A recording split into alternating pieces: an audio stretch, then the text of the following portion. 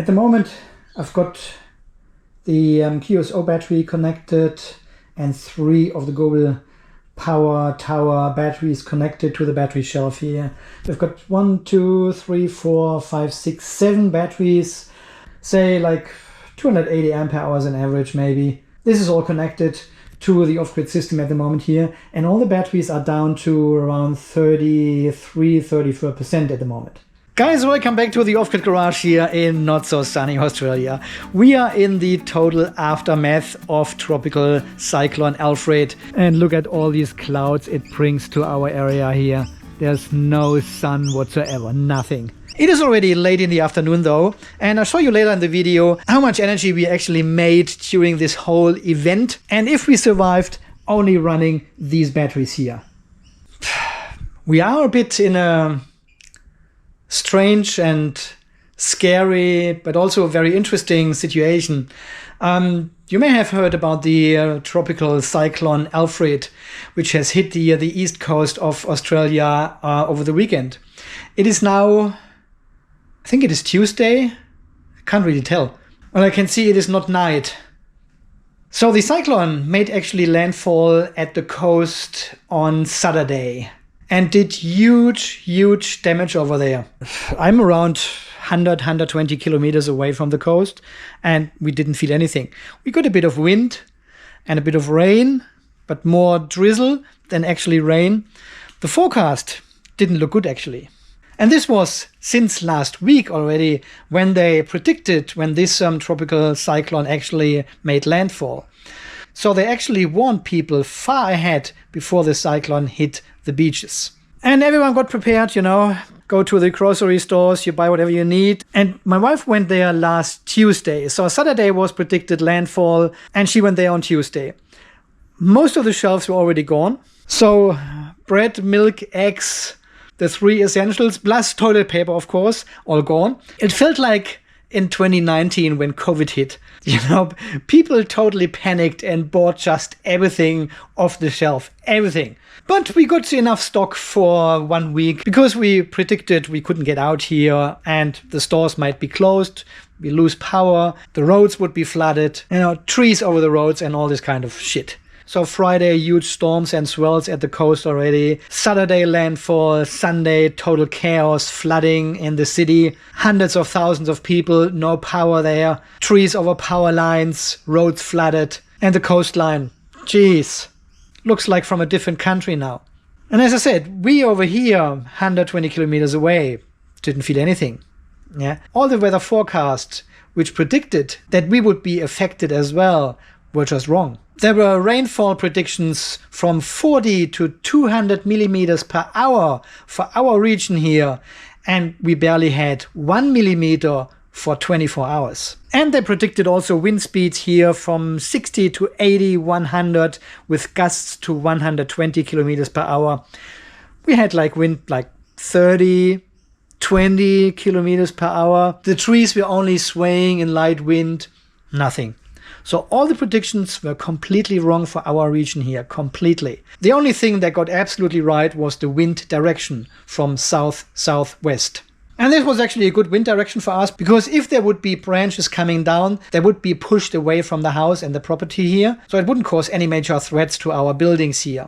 And I think it was like Sunday night, Sunday to Monday night, when we had a bit of rain here. And because we had all this drizzle the days before when the actual cyclone hit the coast, the crappy soil we have here was already saturated quite a lot. And then when the big rain hit us on Sunday or Monday night, well, the whole flooding situation started. The water levels and creeks were rising quickly. All the farming land was completely underwater in certain areas here, and this all came slowly down towards us. And this was basically yesterday morning when the highway to the west was completely cut off. So luckily we stocked up before that and didn't need to go out anymore because it was pure chaos. And at this point of time we lost internet connection as well. So whenever the water level rises down in the valley, some of these boxes fill up with water and then we lose the internet connection here.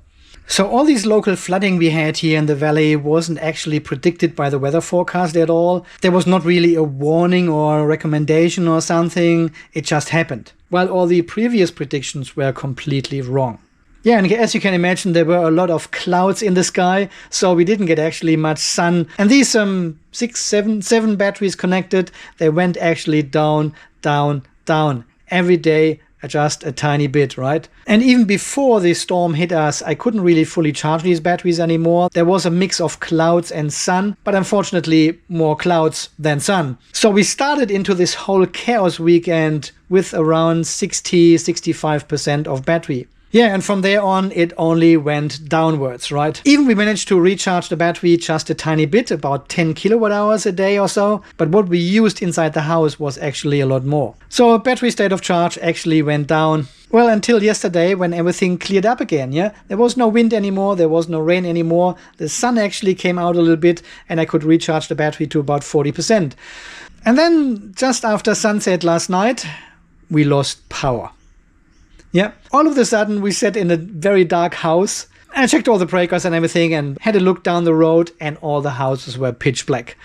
Could see people running with torches around and we didn't know how long this outage would actually last. And after 1.5, 2 hours without any power at all inside the house, we made the final call and said, okay, let's connect as many of the fish tanks and as many of the other appliances as we can to the off-grid system, because clearly the garage was still working. I had all the lights on inside and outside just to show everyone I still got power here.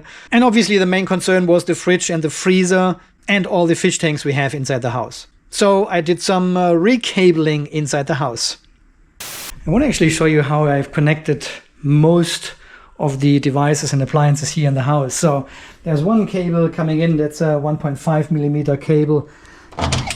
Okay, I have to clean up this mess. This is not how it's supposed to be. But we've got the outside fridge running. We've got the house pump running. So we've got water. And we've got the hot water tank sitting here as well. So this is all being powered by this one cable. Yeah, and this cable comes into the house here. Goes all the way up here and goes here to this little switchboard situation then.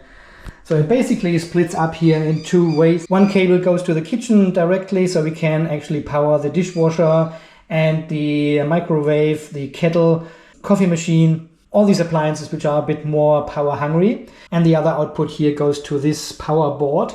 And these are all these small appliances plugged in. Yeah, there's the light here. This is my video light from the garage we use. Then there's one cable going to my wife's studio. Another cable is going down into the dining area, and this cable goes into the kitchen. Yeah, and here, this 10-meter cable going into the studio. We basically have connected all the fish tanks now onto this one cable. Yeah, they're not using much power, but the filters obviously need to run all the time. So cable comes in, goes into the power board there, then another extension cable goes to another power board there, another extension cable goes to another power board, and this power board plugs into this power board. So I've piggybacked all these power boards one into another, which you shouldn't do usually, but this is like 40 watts or something, you know. There's a bit of LED lighting happening here then as well. Unfortunately, none of the air conditions is working because this is all grid powered. And the other cable string goes to this fish tank. So light and the filter pump is running here. And then from this power board goes another cable all the way down here into the dining area. And this is where my router lives, behind the sofa here. Yeah, this is where all the connections were, and I've never changed it actually. There's also another fish tank, so this is all being powered by this cable. And to make things worse, we also lost internet connection 2 days ago. So there must be some cable connection somewhere further down the road where the water actually sits. And they usually fill up and causing all kind of trouble. They have to fix it, have to reconnect the cables and everything, clean and dry everything out. And then a couple of days it usually comes back. So at the moment I'm using actually my mobile phone here, which connects via USB cable back to the router. And the router, luckily it has a 3G, 4G backup function. So I put the mobile phone onto USB tethering. And this provides actually internet to the whole house, to whole system, Home Assistant, Victron, everything basically. So another problem was the 4G connection failed as well. Yep, due to the storms and flooding we had in this area here, 4G connection was almost not existent. It was always connected to 4G with 2 bars, but there was no actual data throughput. I think this has now been restored, partly at least, because we have internet connection now with this system here, but it is very patchy. I'm probably getting here 3 megabit up and download now, so that is not very much. So uploading this video will take a long time here. But yeah, and then we use this cable here for the kitchen. Usually the fridge is plugged in, and if we want to use something else, we've got the microwave here, the plug is here, we've got the coffee machine here, the plug is somewhere behind there. We've got the toaster and the kettle here we can just plug in, and the dishwasher as well, but only one of these energy hungry devices at the time, of course. But this is what we are usually doing anyway. So if we have the dishwasher running, we run a cable from here, from the dishwasher to the outside connection points, and then run it from the battery basically. Yeah. So we bypass the grid. And this morning I went actually to the hardware store to buy more extension cables, and they were sold out. They didn't have any extension cables anymore. There were only 1.5 meters or 1.8 meters and 2 meters left. Everything else was sold out completely. So a lot of people have obviously here generators in this area, and they used all the extension cables to plug in whatever they need, fridges, freezers. So there was nothing left. And again, I was super lucky because I asked one of the staff over there if they wouldn't have any 10-meter extension cables anywhere. And he scanned the QR code actually and said, well, we should have 43 in stock. And he looked at the box and said, well, this is clearly 0 here. So there must be somewhere. And then he found them. They were still on a trolley in the back area of the hardware store. And luckily I could get 3 10-meter extension cables. And last night the situation was a bit different here with all these cables. I cleaned this all up as good as possible. I probably could put some Velcro on here, right? So we can have them nice. And I like to have cables organized. It is an OCD. It is my fetish. This stuff here I can't stand. So I'm sure I will clean this up at some stage. Yeah, so this was basically last night. We didn't know how long the outage would last actually, because the fish tanks, they cannot be without power for too long. They can cope for 2 or 3 hours or so. But after 2 hours, we said, well, it's not coming back, obviously. And they had tens of thousands of calls, obviously, in this area because of this tropical cyclone. Damage everywhere. And as I said, 450, almost 500,000 people without power in the Brisbane area anyway. So we had to look online, and it said there it could take up to Sunday until everyone has got power again. So no further explanation, but we didn't know if this is for the whole 450,000 people or if this is just for our region here or for the Brisbane region. It didn't really tell. But if today is Tuesday, Wednesday, Thursday, Friday, Saturday, Sunday, 6 days without power. Wow. And the funny part was in the hardware store, so the guy I was talking about, the extension cables, he got actually 2 calls from customers asking for generators. And he said, no, we don't have any generators anymore and we don't know when new stock will arrive. So obviously all the generators were sold out, and as well the extension cables.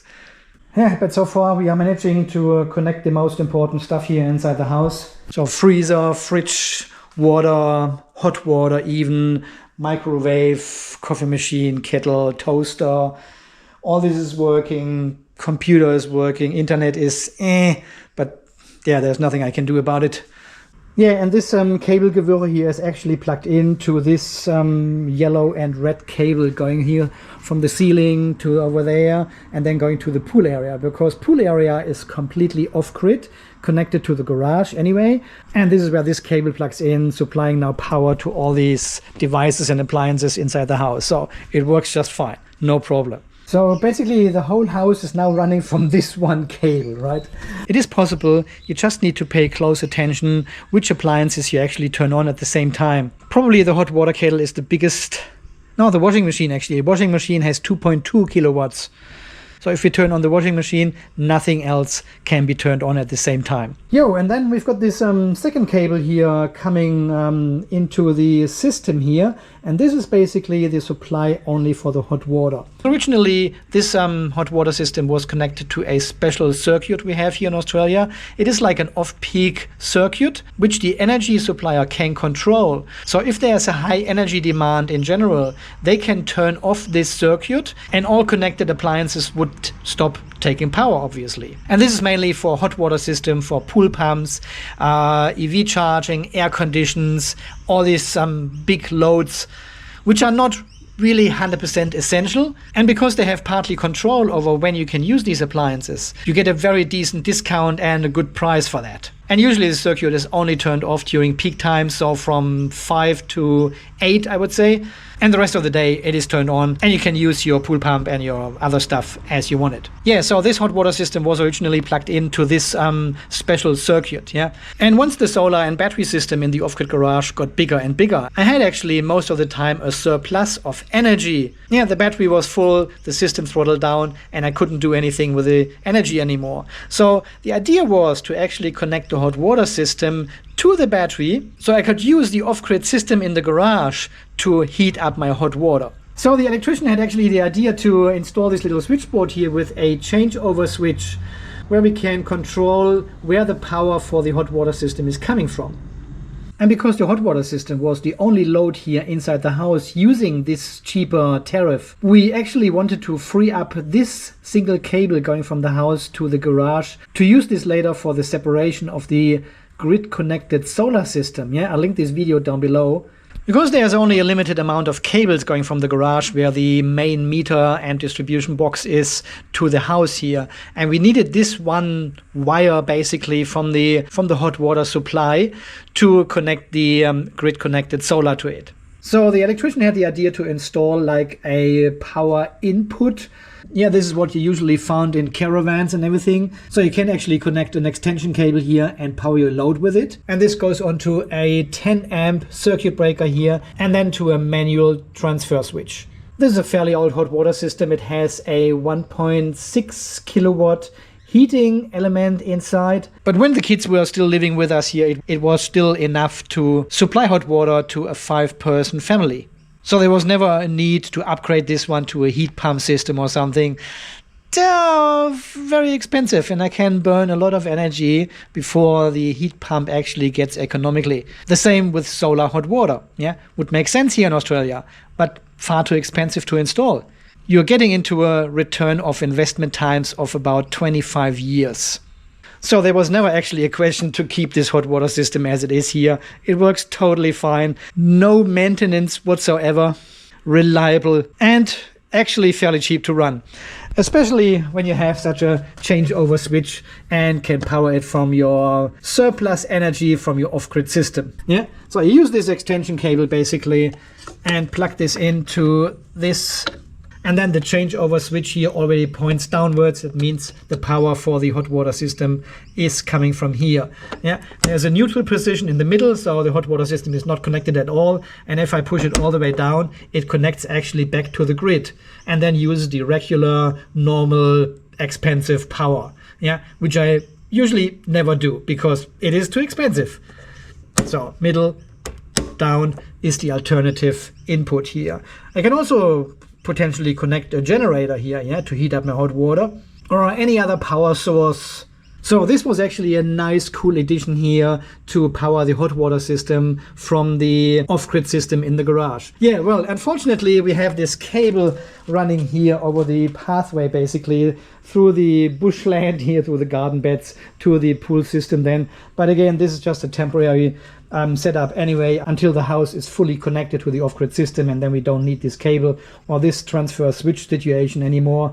This is all being powered then by the normal energy from the house, which is all coming from the battery and the solar system inside the garage.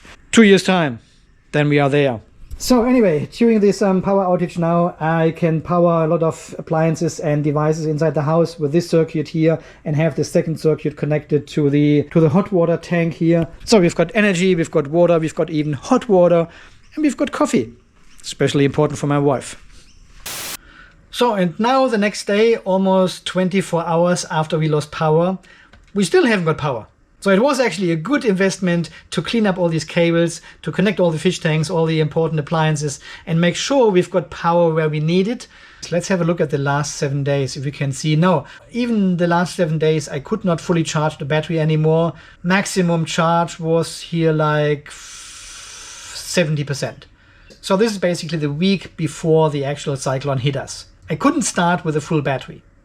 And down here we can see the statistics from this last 7 days. Yeah, we still made 220 kilowatt hours from the sun, but we also used 250 kilowatt hours. Yeah, plus another 17.3 coming from the generator, which is a second inverter we are using.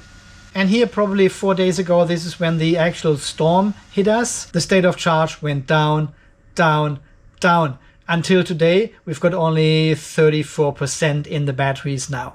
But it is actually a total storage of around 90 to 100 kilowatt hours. So 35% of that is still a lot of energy. And I'm actually not too concerned because I still got other batteries here like the Seplos tower, which is charged to 90% as well. And this is another 300 ampere hours. So we are not running out of battery at all. Yeah, but it shows you how the battery actually goes down, down, down if you don't have enough generation. So this is actually very interesting because it tells me I need more batteries, at least connected. I mean, I've got a lot of batteries here, but they are not connected yet until the battery and system room is completely ready. But to survive such an event, I need more batteries, especially when the house is fully off-grid, yeah? Because until yesterday, when the power actually went out, we still had grid connection and some of the devices and appliances inside the house were actually running from the grid. But now being completely off the grid, I would probably make it another 2 days or so, and then these batteries would be completely depleted. And this is not great. So even today in these cloudy conditions here, 20.7 kilowatt hours. This is probably what I need per day with all the pumps running and the hot water system and the fish tanks and all the other load we have. Yeah. So this was mostly running the whole house from the battery system with all this cabling I did inside the house, all these extension cables plugged into each other. So this is actually a pretty cool experience for me to see how much power does the whole house need if there's no additional energy coming from the grid anymore. Yeah, you could say, well, today you did well, you generated 20.7 and used only 14.5 kilowatt hours, but the day is not over, the sun is going down now, and then we usually start heating up the water, so the state of charge will actually go under 20% again. And at 20% I've got a home assistant rule set, so it turns off the pool pump and some other non-essential appliances. No, we leave the outside spat fridge running, of course. The spat fridge only turns off if we go under 10%. This has a very special rule in Home Assistant. See, and yesterday we had a lot of clouds still, no rain, but a lot of clouds. And I generated only 10 kilowatt hours, but I've used 16.3 kilowatt hours. This was the house partly connected. Now you can see how the energy consumption actually went up when we lost power, and I reconnected everything with these extension cables. While the day before you can only see the peak for the hot water system, and then energy consumption actually goes down. But this is when some of the appliances and loads are running from the grid. Yeah, so obviously the energy is not coming from the off-grid system, so it goes down. And this was 2 days ago, 12.1 kilowatt hours and 17.6 used. This is not sustainable with batteries, right? At some point they will be fully discharged. Yeah, and the day before that we actually had pretty good sunshine. We made 30 kilowatt hours, but we also recharged the vehicles. So we just wanted to be ready in case we need to go somewhere or evacuate or whatever could happen, you know. Everything was prepared, but we had to use all this energy here to charge the vehicles as well. So there was not too much going into the batteries. We managed to recharge the batteries to around 70% again here. And this was before the actual storm hit us. So yeah, right now it is 4:10 in the afternoon. We are making half a kilowatt maybe from solar, already discharging the batteries. Here, having a look at the different view in Home Assistant, we can see both batteries now sitting here, 34, 36%. They are both discharging. The second battery, that's the Gobel Tower, only with 0.8 amps, so it's almost idling. And main power is coming now with 6 amps from the battery. And all the power coming from solar and the tilt system here is going into the house with a little bit of help from the batteries already. Yeah, and tonight when we actually had the power loss here and we decided to run all these extension cables inside the house to keep everything alive, the battery was actually fairly down to under 30%, as you can see here. And I was thinking of connecting the Seplos tower to the system as well, introducing these extra kilowatt hours to the system. Then I said, well, you know, 30% of a 100 kilowatt hour battery, that's still 30 kilowatt hours. That's a lot of energy. And we are not using all of that during the night. So I decided, give it a go. So this was our standby consumption over the night. This is 0.1 kilowatt hours, fish tank pumps running. So fairly interesting to see. And then the sun came out after 6 a.m. in the morning, started to recharge the battery a bit. But again, we are only at 34% state of charge with both batteries here. So there's not much to expect anymore today. And it only will go down from here. So we will go under 20% again tomorrow morning, I guess. And they are actually predicting some more rain coming tomorrow. So I'm not 100% sure how this all goes. But it is a bit of an experiment to see what we will experience once the house is fully off-grid connected. And this is what I said at the beginning. It is actually a pretty scary and interesting situation at the moment. Here, my friends, this is where we are at the moment. So we've got a bit of battery power left here. Power is gone for almost 24 hours now. We have to wait and see. The predictions are actually the power could be gone until Sunday.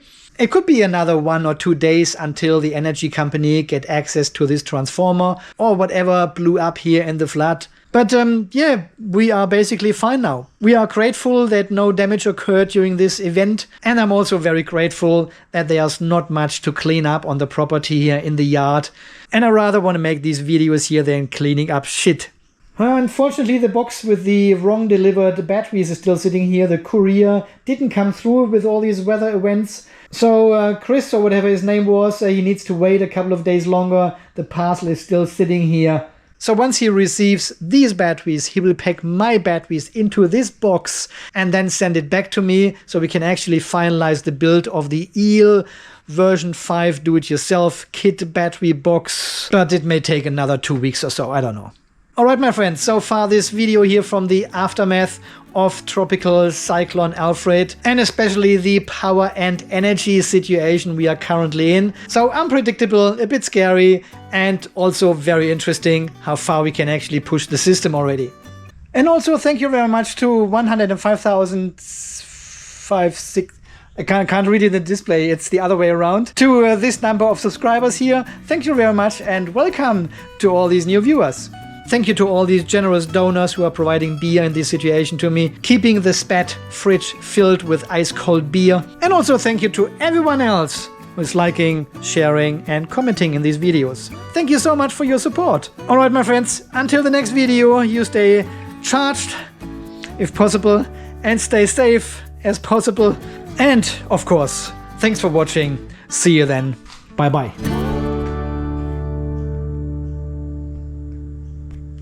Lifesaver.